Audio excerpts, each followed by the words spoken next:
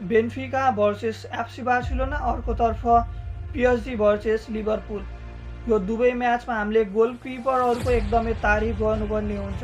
एकतर्फ बार्सिलोनाका गोलकिपर सिज्ने त अर्कोतर्फ लिभरपुलका गोलकिपर एलिसन बेकर। यी दुवै किपरहरूले आफ्नो टिमको लागि एकदमै धेरै मेहनत गरे र आफ्नो टिमलाई जिताउन पनि सफल भए हिजोको गेममा। जहाँ पहिलो कुरा गरौँ हामी पिएसजी भर्सेस लिभरपुल। हामीले गेम स्टार्ट हुनुभन्दा अगाडि अनुमान लगाइसकेका थियौँ कि पिएसजीले यो म्याचमा धेरैभन्दा धेरै अट्याक गर्नेछ लिभरपुलको अगेन्स्टमा।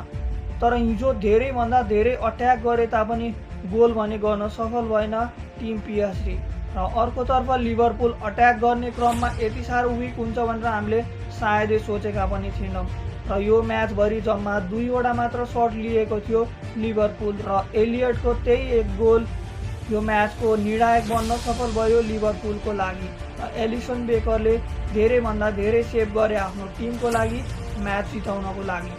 जहाँ अर्कोतर्फ केही वर्ष अगाडि आफ्नो वर्ल्ड फुटबलबाट रिटायरमेन्ट लिइसकेका गोलकिपर सिज्ने आफ्नो रिटायरमेन्टबाट फर्किँदै बार्सिलोना जोइन गरेका थिए र निकै समयसम्म बार्सिलोनाको लागि खेल्नको लागि अवसर पनि पाएका थिएन।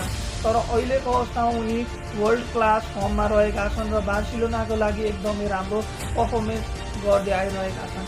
हिजोको म्याचमा पनि उनले एकदमै राम्रो सेभहरू गरे, जसको कारणले गर्दा टिम बार्सिलोनाले यो म्याच जित्न सफल भयो। हामीले म्याच स्टार्ट हुनुभन्दा अगाडि त केही अनुमान लगाइसकेका थियौँ कि यो म्याचमा बार्सिलोना केही हदसम्म अगाडि हुन्छ भनेर। तर जब यी दुई टिमहरू पछिल्लोचोटि भिडेका थिए जम्मा 9 गोल स्कोर भएको थियो। तर हिजोको म्याचमा राफिनियाको गोल नै एक मात्र निर्णायक गोल बन्न सफल भयो टिम बार्सिलोनाको लागि। जहाँ सुरुवाती केही मिनटमै कुबार्सीको रेड कार्डद्वारा केही खस्किएको थियो टिम बार्सिलोना।